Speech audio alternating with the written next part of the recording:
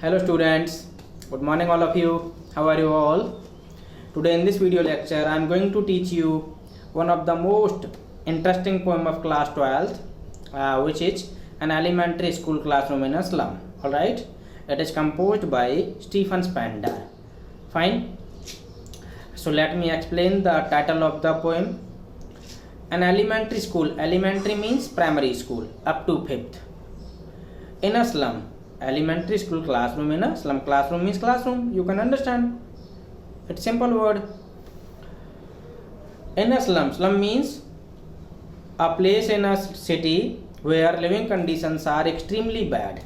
यानी slum area उसे कहते हैं, यानी शहर का वो एरिया जहाँ पर लिविंग कंडीशंस कैसी हैं, एक्सट्रीमली बैड हों, उसे क्या कहते हैं, स्लम कहते हैं. इन हिंदी वी कॉल इट झुग्गी झोंपड़ी. ठीक है, यानी जहाँ पर बहुत गरीब से लोग रहते हैं उसे स्लम एरिया कहते हैं. एलिमेंट्री स्कूल यानी एक एलिमेंट्री स्कूल है स्लम एरिया के अंदर. उसके क्लासरूम का डिस्कशन किया गया पोएम के अंदर. ठीक है. The basic theme of the poem is social injustice and class inequalities. क्या है? Social injustice and class inequalities. Let me underline it for you people. मैं इसको अंडरलाइन कर देता हूँ. देखिए क्या है, ये रही, ये है आपकी. ठीक है, theme of social injustice and class inequalities. Let me tell you something about Stephen Spender. 1909 to 1995 was an English poet and an essayist. English poet था और एक essayist थे. He left University College Oxford without taking a degree. ठीक है, and went to Berlin in 1930. बिना degree लिए उन्होंने Oxford को छोड़ दिया और कहाँ पर चले गए? बर्लिन चले गए. ठीक है, 1930s के टाइम पर 30 में. ठीक है. Spender took a keen interest in politics. Politics में उन्होंने कीन इंटरेस्ट लिया and declared himself to be a socialist and pacifist. और अपने आप को एक सोशलिस्ट और पैसिफिस्ट डिक्लेयर कर दिया. Books by Spender include poems of dedication, the age of being, the creative element, the struggle of the modern and an autobiography, world within world. ठीक है. In an elementary school classroom in a slum he has concentrated on the themes of social injustice and class inequalities. Fine. So now let's begin the text of the poem. Far, far from gusty waves, these children's faces like rootless weeds. Far, far from gusty waves. Here gusty waves symbolize energy. किसका symbol है? Energy का. ठीक है. Healthy environment का symbol है. And these children are far away from energy and healthy environment. ठीक है. These children's faces like rootless weeds. These children's faces like rootless weeds. What is this comparison between children's faces and rootless weeds? Let me explain it. See, as rootless weeds are unwanted, the children are also uncared and unwanted. ठीक है. Uncared and unwanted as there is no future of rootless weeds. जैसे कि rootless weeds का कोई future नहीं होता. In the same way the children do not have secure future. इनका भी कोई सिक्योर फ्यूचर नहीं है. Their hair torn around their pallor means their hair scattered on their yellow faces. ठीक है, pale faces. The tall girl with her weighed down head. There is a tall girl in the classroom. Her head is wheat down because she is ill and exhausted. किसकी वजह से? Because of being ill and exhausted, her head is weighed down. ठीक है. The paper seeming boy with rat's eyes. There is a boy who is as thin as paper. His eyes are just like a rat's eyes. ठीक है. अच्छा, क्या है? Why has the poet said rat's eyes? As you know, the rat is always in search of food. In the same way, this boy is also in search of food. Hence the poet had said rat's eyes. ठीक है, इसीलिए कहा है poet ने. इसीलिए poet क्या कहता है? The paper seeming boy with rat's eyes. The stunted unlucky heir of twisted bones. Another boy is there. He is unlucky. Unlucky means unfortunate. Heir means successor of twisted bones. His bones are twisted, reciting a father's gnarled disease. वो क्या कर रहा है? He is telling his father's gnarled disease. G-N-A-R-L-E-D. gnarled pronunciation क्या है? gnarled है. It is the name of a disease. यानी K-N-O-T-T-Y. क्या नाम है डिजीज का? K-N KNOTTY, यानी नोटी कहते हैं हम इसको, क्या कहते हैं, नोटी, लेकिन वो वाला नोटी नहीं, यानी UGST वाला, ठीक है। यानी ये गांठदार बीमारी का नाम है, किसका नाम है, गांठदार बीमारी का नाम है नोटी डिजीज, ठीक है। Reciting father's gnarled disease, his lesson from his desk means he is not able to pay careful attention to his lesson. Instead of learning his lesson, he is reciting his father's disease, यानी that he has got from his father. उस disease को describe कर रहा है, उस disease के बारे में थिंकिंग कर रहा है जो उसे मिली है, कहाँ से, उसके फादर से मिली है, ठीक है। At back of the dim class, one unnoted, sweet and young, there is another child. At the back of the dim class, see there is no electric facility, यानी poor electric facility है, इसीलिए poet क्या कह रहा है, at the back of the dim class, one unnoted, sweet and young child, एक sweet सा young सा बच्चा बैठा है, he is unnoted, कैसा है, unnoted है, ठीक है। His eyes live in a dream, he is dreaming of squirrels game, क्या ड्रीम देख रहा है, squirrels game in tree room, means outside the classroom there is a tree and in that tree trunk the squirrel is playing a game, यानी उस tree के trunk में squirrel क्या कर रही है, गेम खेल रही है, ठीक है।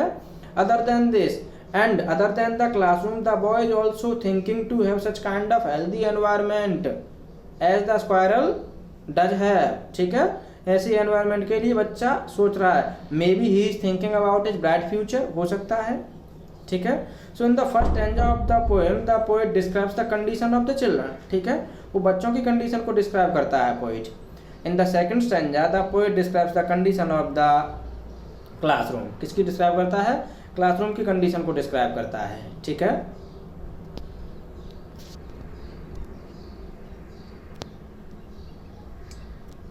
On sharp cream walls, donations.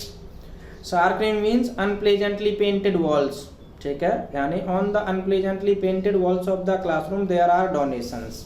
क्या लगे हुए हैं, डोनेशंस लगे हुए हैं, ठीक है। अच्छा, पहला डोनेशन क्या है, लाइक शेक्सपियर्स हैड, क्या चीज, शेक्सपियर्स हैड। अच्छा, what is the meaning of Shakespeare's head, Shakespeare's head means Shakespeare's bust, bust of Shakespeare, यानी ऊपर का हिस्सा, ठीक है, चेस्ट से ऊपर वाले पार्ट को कहते हैं बस्ट, ठीक है। So there is a picture of Shakespeare, ठीक है। Second picture is of the morning scenery with rising sun, ठीक है, क्लाउडलेस एट डॉन का सिंपल मीनिंग है morning scenery with rising sun. And the third picture is civilised dome riding all cities, means high towering buildings of the cities in the shape of dome, ठीक है, third picture हो गई, तीन हो गई। Fourth one is belled flowery Tyrolese valley, means there is a valley in Austria named Tyrolese, in this valley there are flowers in the shape of bell, ठीक है, इसीलिए क्या करा, बेल्ड फ्लारी, यानी ऑस्ट्रिया के अंदर जो टायरोलीज वैली है उस वैली में बैल की शेप में फ्लावर्स हैं, तो चौथी पिक्चर उसकी है। And the fifth one is open handed map, क्या चाहिए fifth one, open handed map. Why is the map open handed, the map is open handed because it has been prepared according to the wish of the rich people like Hitler, ठीक है, इसीलिए open handed है। Awarding the world its world means the world is dividing the world in its large parts, big parts, ठीक है, like continents.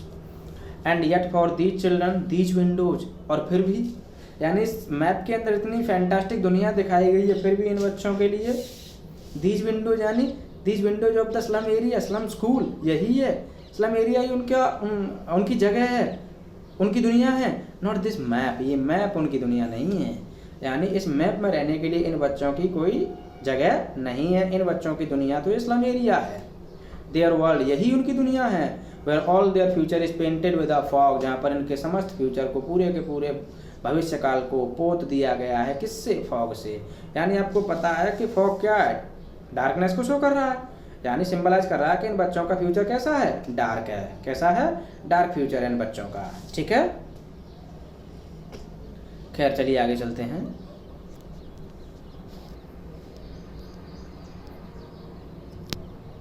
A narrow street sealed in with a lead sky, आपने देखा होगा कि जो अमीर लोग रहते हैं पॉश एरिया में तो वहाँ रोड स्ट्रीट्स बड़ी चौड़ी चौड़ी होती हैं, लेकिन जहाँ पर गरीब लोग, झोंपड़पट्टियों वाले लोग, कूड़ा बीनने वाले लोग रहते हैं, स्लम ड्वेलर्स रहते हैं, उनकी गलियाँ बहुत छोटी छोटी होती हैं। सील्ड यानी blocked in with a lead sky, और पूरा चारों तरफ क्या छाया होता है, धुंधला सा आसमान छाया हुआ होता है, क्योंकि पुअर इलेक्ट्रिक फैसिलिटीज़ होती हैं, ठीक है ना, तो कोई स्ट्रीट लाइट होती है ना ही कुछ और होता है, यानी सनरेज भी रेयरली पहुंच पाते हैं क्योंकि वो बहुत छोटी छोटी सी गलियों में रहते हैं, ठीक है। अब देखिए, in the third stanza of the poem the poet becomes angry, poet क्या हो जाता है, एंग्री हो जाता है, ठीक है। अब जब एंग्री हो जाता है पोइट, तो फिर किस तरीके से अपनी फ्रस्ट्रेशन को निकालता है, देखिए।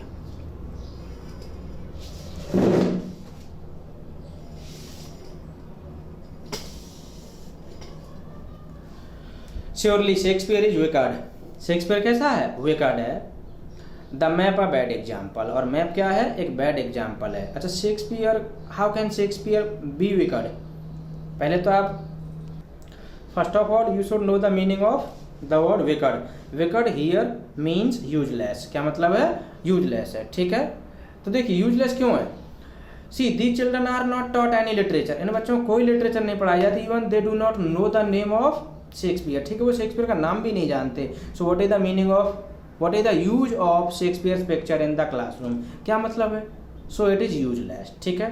सेकेंडली अगर आप कंपेयर करोगे तो एक और एक्सप्लेनेशन दे सकते हैं इस लाइन की, इसकी ये एक्सप्लेनेशन दे सकते हैं that Shakespeare used to write about rich people like kings and warriors, ठीक है, वो किंग्स और वॉरियर्स के बारे में लिखा करता था, he never wrote about poor and slum children, वो कभी भी नहीं लिख सकता था। Hence Shakespeare is useless for these children in this classroom, ठीक है, वो कैसा है, यूजलेस है। तो आप अपनी पहले वाली एक्सप्लेनेशन याद रखना, means Shakespeare is a literary figure, ठीक है, शेक्सपियर क्या है, एक लिटरेरी फिगर है, ठीक है, symbol of quality education, but the children are not taught any literature, they even do not know the name of Shakespeare, hence it is useless, ठीक है। Secondly the map a bad example, the map that is hanging in the classroom it is bad example, क्यों है bad example, because in this map some beautiful things, some costly things are shown, ठीक है, which the children can not afford, जिनको ये बच्चे क्या नहीं कर सकते, अफोर्ड नहीं कर सकते, but this map tempt the children to steal these things because they can not afford them, यानी since the children can not purchase them, since the children can not afford them, they must try to steal, वो उन चीज़ों को steel करने की क्या करें, कोशिश करेंगे, इसीलिए मैप कैसा है, बैड एग्जाम्पल है, क्योंकि बच्चों क्या करने के लिए अटेम्प्ट कर रहा है, मोटिवेट कर रहा है, ये इन बच्चों को चोरी करने के लिए मोटिवेट कर रहा है। चोरी करने के लिए कोई चीज़ मोटिवेट करती है तो obviously that thing is not good, ठीक है। For lifes that slyly turn in their cramped holes, यानी इन बच्चों का जीवन स्लाइली यानी cunningly, turn in their cramped holes यानी तंग मादों में गुजर जाता है इनका जीवन, from fog to endless night, यानी देखिए क्वेश्चन मार्क लगा हुआ है जबकि स्टेटमेंट है, क्वेश्चन नहीं है, but the poet is saying in the sense of question, यानी क्या इन बच्चों का जीवन ऐसे ही इन क्रैम्ड होल्स में गुजर जाएगा, from fog to endless night, क्या इनके जीवन में हमेशा फॉग ही रहेगा, और क्या इनके जीवन में कभी उजाला आएगा या हमेशा अंधकार बना रहेगा, he saying in the form of a question, hence the question mark has been put, ठीक है, ऑन देयर स्लैग हीप, यानी on the heap of garbage, these children, ये बच्चे, we are skin peeped through by bones, they are so thin, they are so weak that their bones peep out of their skin, कि उनकी हड्डियाँ चमक रही हैं किसमें से, इनकी स्किन में से, ठीक है, and spectacles of steel with मेंडेड glass, यानी जो स्टील के स्पेक्टेकल्स जो लगाए हुए हैं ना, ग्लास जिसके क्या हो रखे हैं, रिपेयर हो रखे हैं, looks like bottle bits on stone, ऐसे लगते हैं मानो कि किसी स्टोन के ऊपर किसी बॉटल के बिखरे हुए टूटे हुए क्या पड़े हुए हों, टुकड़े पड़े हुए हैं, यानी कांच के टूटे हुए टुकड़े पड़े हुए हैं। यहाँ पर आपकी लिटरेरी डिवाइस कौन सी है, सिमली है, like bottle bits on stone, यानी कंपेयर किया गया है जैसे किसी पत्थर के ऊपर किसी बॉटल को फोड़ के डाल दो तो वो पत्थर के ऊपर जो कांच के टुकड़े जैसे लगेंगे, ऐसे इन बच्चों के चेहरे पर, क्योंकि एक तो उनकी बॉडी कैसी डीनेचर्ड है, डिसफिगर्ड है, क्योंकि वे मेल न्यूट्रिशन के शिकार हैं, यानी कमज़ोर से बच्चे हैं, और ऊपर से उन्होंने क्या लगा रखा है, किसी रिच व्यक्ति के द्वारा फेंका हुआ चश्मा जो टूट गया उसे रिपेयर करके उन्होंने लगा लिया है, तो obviously it will look like a bottle bits on stone, ठीक है। All of their time and space are foggy slum, यानी इन बच्चों को कहीं जाने की कोई फ्रीडम ही नहीं है, इसीलिए इनका पूरा का पूरा टाइम कहाँ बीत जाता है, फॉगी स्लम एरिया में बीत जाता है, उनका पूरा स्पेस ही यही स्लम एरिया है, ठीक है। जैसे आप लोगों को मन होता है कहीं घूमने का तो घूमने चले जाते हैं, क्योंकि पैसा है तो आप सब जगह जा सकते हैं, लेकिन इन बच्चों के पास पैसा रिसोर्सेज नहीं है, तो इसीलिए इन बच्चों की दुनिया जो है लिमिटेड है। सो ब्लॉट देयर मैप्स, इसीलिए मैप क्या है, ब्लॉट की तरह है, with slums as big as doom, और ये स्लम एरिया इतना बड़ा है इनके लिए, इतना बेकार है जितना कि डेथ, डूम का मतलब है डेथ, ठीक है। चलो, this is the last stanza and in the last stanza the poet request, poet क्या करता है, रिक्वेस्ट करता है, ऐसे लोगों से रिक्वेस्ट करता है those who can do something for the betterment of these children. What do you think can change the condition of these children? एक ही चीज़ है I think, that is education. वो क्या है, एजुकेशन है। और गवर्नमेंट की पॉलिसी भी थोड़ी सी अगर ठीक हो जाए तो इन बच्चों की कंडीशन ठीक हो सकती है। ठीक है, तो कुल मिलाकर के पोइट उन लोगों तक अपनी आवाज़ को पहुंचाना चाहता है, अगर उन लोगों तक आवाज़ पहुंच जाए शायद इन बच्चों की दशा और दिशा दोनों ही बदल जाए। ठीक है, तो देखिए, unless governor inspector visitor this map becomes their window, यानी जब तक गवर्नर इंस्पेक्टर विजिटर कुछ कर नहीं देते, and this map that is hanging in the classroom becomes their window, यानी जब तक इन बच्चों को इस मैप के अंदर जगह नहीं मिल जाती, एंड दीज विंडोज, कौन सी विंडोज की बात कर रहे हैं यहाँ पे, these windows means the windows of the elementary school. ठीक है, स्लम एरिया के अंदर जो एलिमेंट्री स्कूल है ना, उन विंडो की that shut up on their lapse like catacombs, जो इन बच्चों के जीवन को क्या कर देती हैं, शट कर देती हैं, बंद कर देती हैं, लाइक अंडरग्राउंड ग्रेप्स। कैटाकॉम्स का मतलब क्या है, अंडरग्राउंड ग्रेप्स। ठीक है, ब्रेक ओ ब्रेक, अरे यानी ब्रेक ओ ब्रेक, वो रिक्वेस्ट कर रहा है कि अरे इस तरह के बैरियर्स को क्या कर दो, ब्रेक कर दो, till they break the town, जब तक कि ये बच्चे नंबर ऑफ चिल्ड्रन, यानी जब तक नंबर ऑफ स्लम डवेलर्स बढ़ें और वो पूरे टाउन को घेर लें, उससे पहले सारे के सारे बैरियर्स को क्या कर दो, हटा दो। ठीक है, and show the children to green fields, and these children should be given the freedom to walk to green fields and make their world run azure on gold Sands.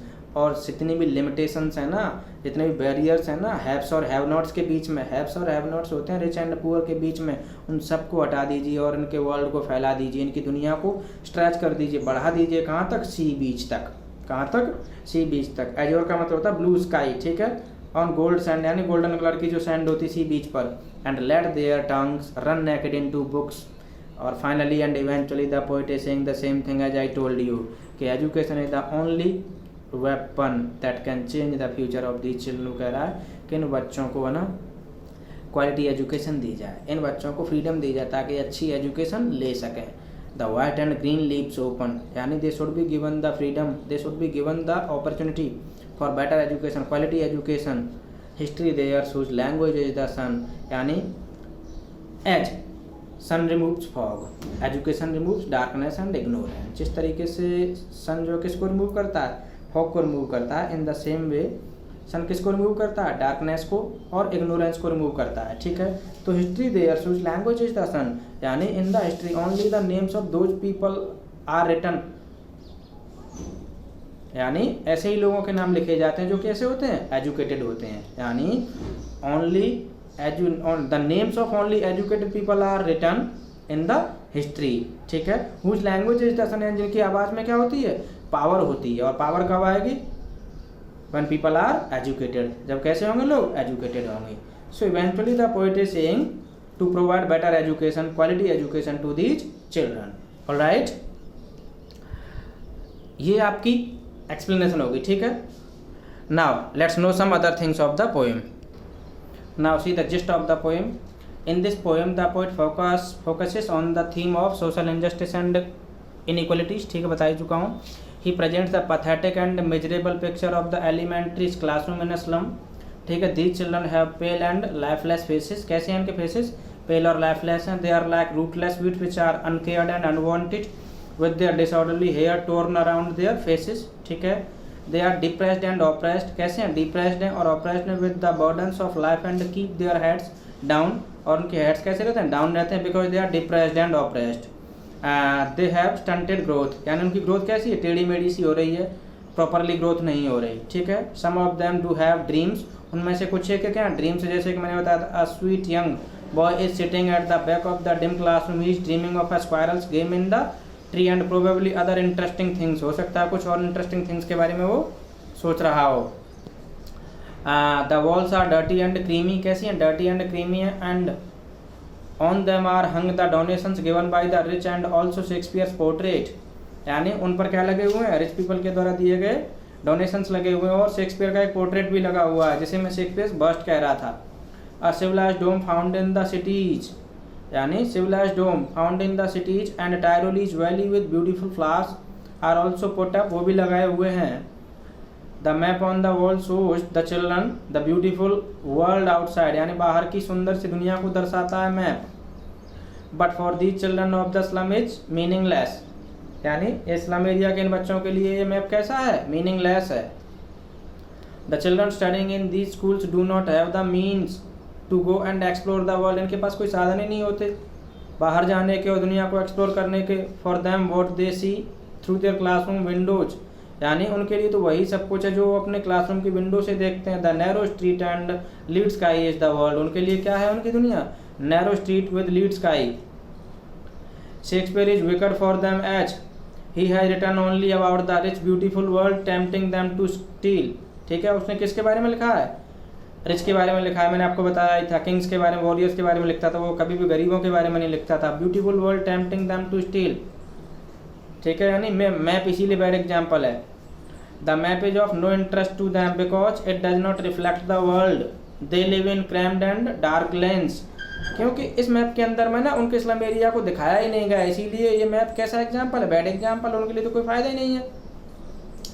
Their life start in darkness and ends in utter darkness, darkness से शुरू होती है और कहाँ पर खत्म होती है, डार्कनेस पर ही खत्म होती है। They are undernourished and their poverty has distorted their vision as they spend their whole time in foggy slums, यानी सारे के सारे उनके विजन क्या हो चुके हैं, खत्म हो चुके हैं, सपने देखने की क्षमता ही खत्म हो चुकी है। The poet feels that the map which shows beautiful and exotic places should be replaced with slums as it is not the world they live in. देखिए कितनी बढ़िया बात कह रहा है पोएट, ये फील करता है कि इस मैप को क्या कर दिया जाए, जो एक्जोटिक प्लेसेस को दिखाता है उसे रिप्लेस कर दिया जाए, किससे, स्लम से, जो इतनी as it is not the world they live in, क्योंकि इस मैप के अंदर दिखाई हुई वो दुनिया नहीं है जिस दुनिया में बच्चे रहते हैं, ठीक है। Unless the governor, inspector and visitor play a vital role in the bringing about a change their lifes will remain in dark, यानी अगर ये कोई चेंज नहीं करेंगे तो इनकी लाइफ जो है कैसी रहेगी, अंधेरे में ही रहेगी। The slum children will be able to peep through the windows only when the gap between the two world is bridged, यानी कौन कौन से दो वर्ल्ड, एक पुअर का और एक रिच का वर्ल्ड, ठीक है। They should break the barriers till they come out of the dirty surrounding and their world should be extended into the green fields, मैंने बताया था कि उनकी दुनिया को एक्सटेंड कर दिया जाना चाहिए, उनके अंदर से लिमिटेशंस उनके पास से खत्म कर देनी चाहिए। Golden Sands and bright world, उनको हर तरह की गोल्डन सैंड पर और चमकते हुए चमचमाती हुई दुनिया में घूमने की फैसिलिटी दे देनी चाहिए, ठीक है। They should have the freedom of expression and their outlook be broadened, उनके आउटलुक को कैसा कर दिया जाना चाहिए, ब्रॉड कर दिया जाना चाहिए, ठीक है, विस्तृत कर दिया जाना चाहिए। For only the educated and learned people can create history whose language has strength and power, यानी जिनकी लैंग्वेज में स्ट्रेंथ और पावर होती है और जो लोग एजुकेटेड होते हैं वही लोग क्या करते हैं, इतिहास रचते हैं, ठीक है। Now see some other things related to poem, ठीक है। थीम में बता ही चुका हूँ, social injustice and class inequalities. यहाँ थोड़ी सी प्रॉब्लम हो सकती है, फॉन्ट थोड़ा छोटा है, ठीक, बट मैनेज कर लेना। मैसेज देखिए, a clear and call to the government policy makes educationist and affluent sections of the society to provide opportunities to the have nots to the beauty and joy of education, ठीक है, ये हो गया। अब देखिए poetic devices देख लेते हैं। सबसे पहले क्या है, रेपिटेशन, क्या है, रेपिटेशन, फार फार, और ये break O break, till they break the town, ये क्या है, रेपिटेशन है, ठीक है। सिमिली देखिए, सिमिली मैंने डिफाइन कर चुका हूँ प्रीवियस पोएम में, ठीक है। मैं सीधे एग्जांपल्स दूंगा आपको। लाइक रूटलेस वीड्स, क्या है, रूटलेस वीड्स, यानी this expression has been used by Stephen Spender to describe the untidy and uncombed hair of the slum children, ठीक है। दूसरा एग्जांपल है like bottle bits on stone, ठीक है। तीसरा एग्जांपल है लाइक कैटाकॉम्स। चौथा एग्जांपल है slum as big as dooms, ठीक है। अब अगला जो है आपका मेटाफर है, क्या है, मेटाफर। मेटाफर का एग्जांपल रेड साइज, ठीक है, squirrels game, tree room, lead sky, spectacles of steel, ये किसके एग्जांपल हैं, मेटाफर के एग्जांपल हैं, ठीक है। कुछ सिंबल्स भी यूज किए गए हैं, ठीक है। तो सिंबल्स में जैसे कि बेसिकली आप ये देख लीजिए, जैसे स्क्वायरल है, ट्री है, ये क्या है, ये सिंबल्स हैं, ठीक है।